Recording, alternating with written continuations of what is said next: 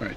Welcome back to Fire Force Anime Review, Episode 57.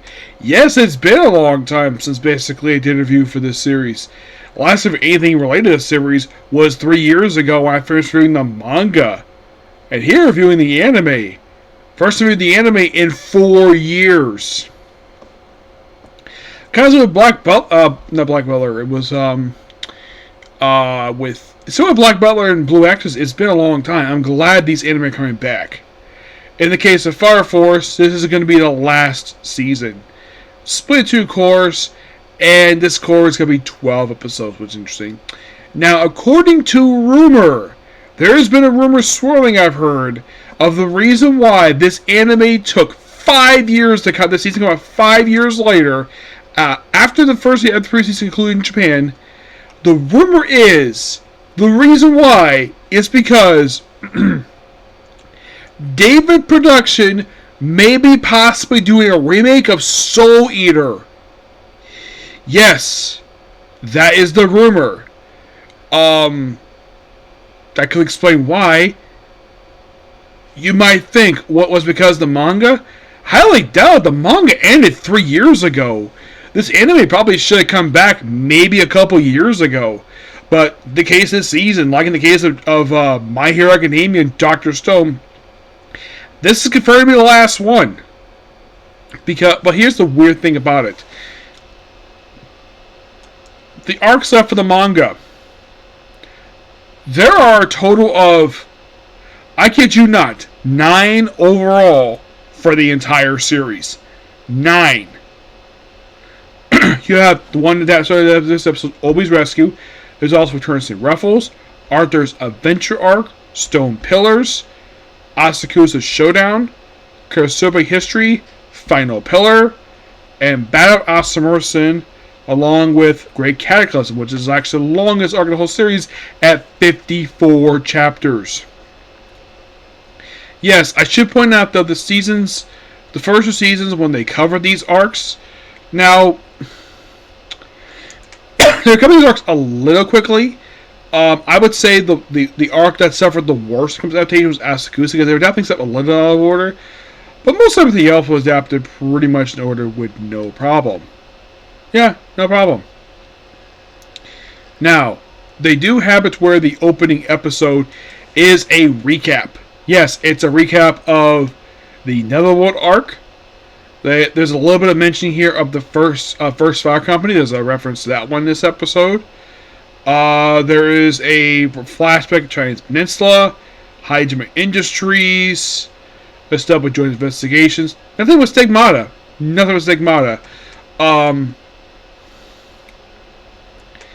But it's mostly done. Now, the scene where they adapt this from, basically this episode kind of mostly covered chapters 175 to 177 in the manga. Though they actually skip portions over the actual chapter. They might have a future episode. So, it starts out with basically Obi report to the fire chief, the one he reports to. Like, everything's going all good. And then, we hear footsteps in the hallway. You're like, what's going on here? And then the Imperial Tokyo military shows up. Why are they here? To arrest Obi. And there's White Clan members there. You'd think he'd seen this scene, like, what the heck is going on? And I'll explain it later.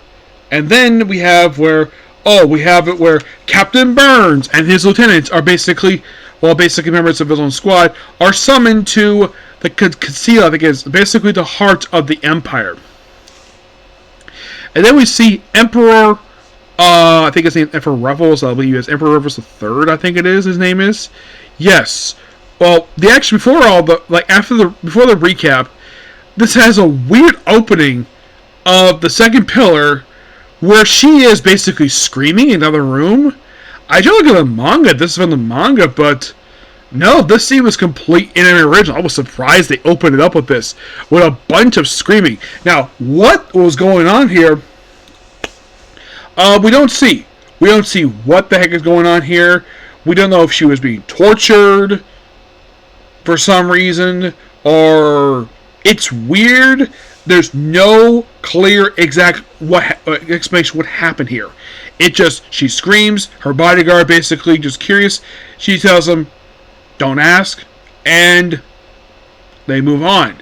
It is from the opening of, it is definitely from 175. That part is true.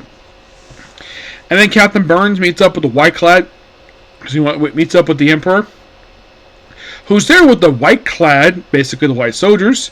As for why in the world that they're there, because apparently the Evangelist aligns, their beliefs align with the Hook Empire, which, and of course his lieutenant, voiced by the awesome Rick Rivajaro, questions why they're even here. So apparently they form an alliance because they wanted to remake the Empire, despite the fact that Obi's been united the factions. Yes. And either the Emperor does not know about this, or the fact he's very stupid. Like, why would he ally with the main villains of the series? By the way, in case you're curious though, does the manga ever show exactly who the exorcist, what the exorcist looks like? Excuse me, the evangelist, because the manga referred to him as the preacher. Nope, they never do. They mentioned that, Soul contact them for some reason, despite the fact they work for the evangelist. Which, I read the whole manga. They've never shown who the heck this person is. Either it's a man or woman, don't know. Yeah, for some reason, the dub that changed it from preacher to evangelist. My guess is because, now, this was not Crunchyroll's call for that. They're basically, this is not one of those things where it's a licensed dub. Well, excuse me, it's a contract dub. Similar way it was with My Hero Academia. I'm sure they probably had to do this dub because basically of Funimation was contracted this because Funimation is part of Crunchyroll, has been for the past couple years. I guess Crunchyroll's like, okay, we'll dub it. And like usual, we waited 2 weeks after this episode aired to actually dub it. Unlike in the case of Dr. Stone, which they released the first episode right away. Yeah, I thought that was kind of interesting. Like, not many anime I've seen lately do that, where they release the dub episode the same day as the release in Japan. This one basically is a normal standard formula. Now, this is not actually a schedule to Funimation. Now, I should also point out, before we continue this, this is actually the first season. Now, last time this aired, COVID hit. Yes. And this season was, the dub was delayed up the wazoo.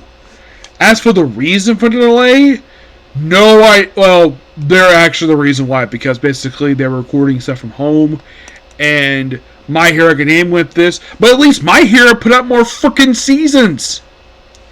Yes, in case you're curious though, when the COVID hit, they were in their 5th season. I think it was 5th. No, I think it was 4th. They were in their, I think it was like 4th season, I think it was. It was during one story arc, which took a while to release the dub for that one. This season aired the same time that 4th season aired, and yet My Hero has already aired 3 more seasons since then, no problem. Fire Force, on the other hand, took 5 years to release. 5 years. Yeah, and also the fact that, like, it took months between the dub and the sub to air. And now here's the thing. In the case of that, I do not blame the voice actors for that. I blame that Funimation for that, for the delay. It's one of like a couple of anime that I had, there was a delay on for this one, along with My Hero. Those are the only 2 I could think of that I was watching at that time, where those 2 received delays. But this one, no delays. It just released normally. At least Black Butler basically doesn't take, like, because of Netflix America, that one, at least it's not going to take a month to release a dub episode. They wait 2 weeks, which is perfectly fine. I have no issue with that at all. No. So, basically,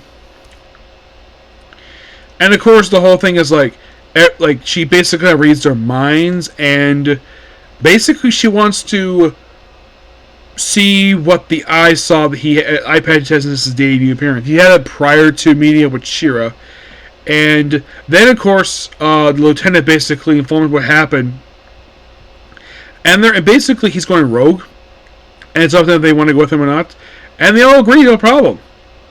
By the way, also before all this stuff happened, we see about training while the briefing's going on, which I thought was really cool. Everybody agreed, no problem. Victor Licht, who, by the way, is voiced by Ian Sinclair, he, of course, agrees with no problem. He basically is not like basically Jerry about it.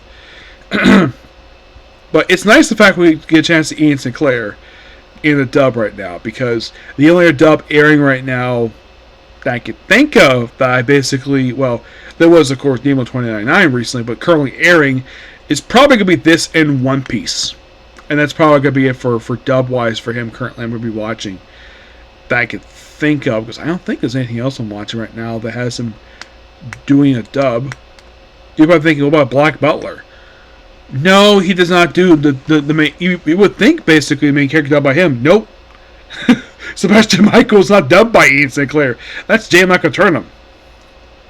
Which I look forward to watching that one. But then of course everybody agrees, and then we have sort of a post-credit scene here where we have it where Captain Burns meets up with Second Pillar, and that's it. Well, there's a little bit of chapter 178, which they show a preview of. And my guess is that we're going to start with that chapter. The very next episode. How far the next episode will go? I don't know. Who knows? But they have roughly this entire arc, which is 23 chapters. They have 20 more to go. And my prediction is this be done if they do three episodes at 3 chapters at a time. This will take up roughly 8 episodes. Yes, 8.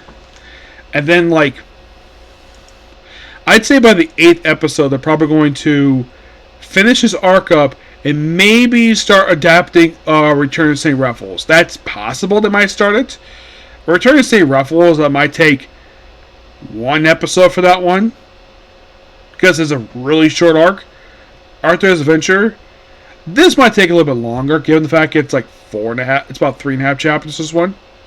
Yeah, this one will probably also take 1 episode as well.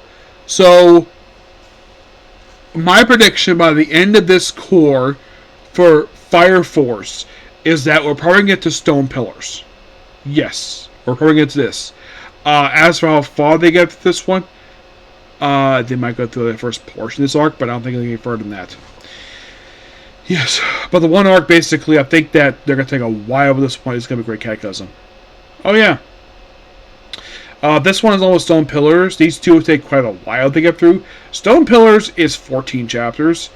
Battle of Rossamosa is 11. Great Cataclysm is 54. These 3 arcs will take, along with Obi's Rescue, these ones take quite a while to get through. A lot of the other ones be done pretty quickly. Asuka's Showdown, that's 10 chapters. That probably done about 4 episodes, that one. Katsu History, 2 at most.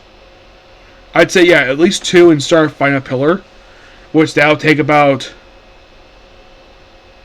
2. Battle Masarasu, I'd say it might take about 4 for this one. Yeah. But it depends on what they're going to do here. But that's how it is with that one. So, that is pretty much a particular review. Please be sure to like, comment, subscribe, turn notifications. Next up is the Comic Corner, and then it's on to I left my A-rank adventure party to join my former students to explore dungeon depths. Okay, next video. Bye.